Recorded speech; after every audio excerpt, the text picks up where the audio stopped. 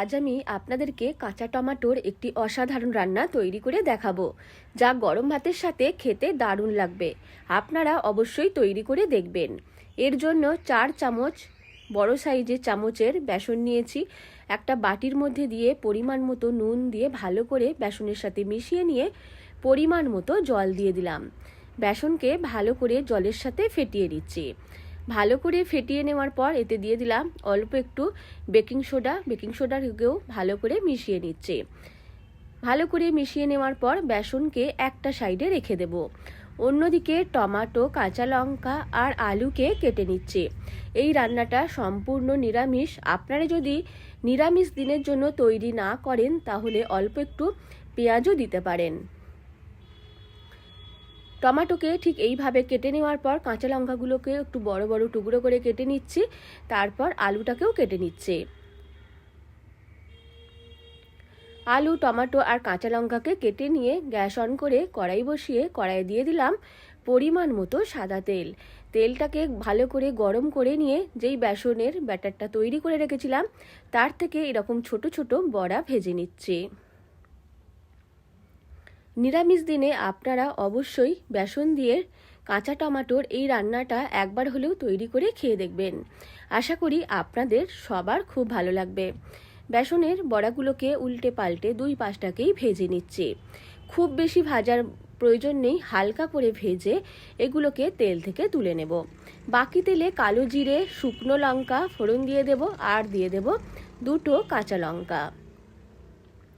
কয়েক সেকেন্ড কাঁচা লঙ্কা, শুকনো লঙ্কা আর কালো জিরেকে ভেজে নিচ্ছি।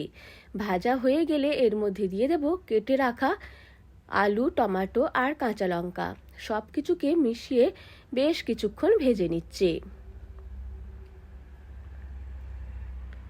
আলু, টমেটো যখন বেশ ভালোভাবে ভাজা হয়ে যাবে তখন এর মধ্যে দিয়ে দেব অল্প একটু আদা। গ্রেট করে নিয়েছি আদা দিয়ে দেব।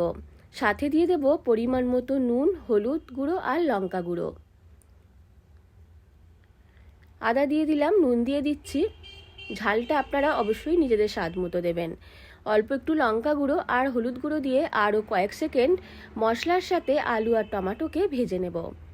ভেজে নেওয়ার পর এর মধ্যে দিয়ে দেব প্রায় হাফ গ্লাস মতো জল দিয়ে ভালো করে মিশিয়ে নেওয়ার পর ঢেকে কিছুক্ষণ রেখে দেব, যেন আলু আর টমেটো খুব ভালোভাবে সেদ্ধ হয়ে যায়। প্রায় 10 মিনিট মতো ঢেকে রেখে দেব। 10 মিনিট হয়ে গেলে ঢাকনাটা খুলে দেখে নেব। খুব ভালোভাবে এখানে সেদ্ধ হয়ে গেছে। এইবার এর মধ্যে দিয়ে দেব আগে থেকে ভেজে রাখা বেসনের বড়া। ঝোলের মধ্যে বেসনের বড়াগুলো দিয়ে দেব। বড়া দেওয়ার পর আরও 1 মিনিটের জন্য মিডিয়াম ফ্লেমে ফুটিয়ে নেব। একটু নতুন স্বাদের কিছু রান্না করে খেতে চাইলে অবশ্যই এই রান্নাটা তৈরি করে খেয়ে দেখবেন। আরও 1 মিনিটের জন্য বেসন বড়া দেওয়ার পর ফুটিয়ে নিচ্ছি। খুব সুন্দর একটা কালার এসেছে আর খেতেও দারুণ হয়েছিল। আপনারাও গরম ভাতের সাথে অবশ্যই রান্না করে খেয়ে দেখবেন। 1 মিনিট ফুটিয়ে নেওয়ার পর গ্যাস অফ করে দিয়েছি। খুব সহজেই তৈরি হয়ে গেল কাঁচা টমেটো দিয়ে একটি অসাধারণ রান্না।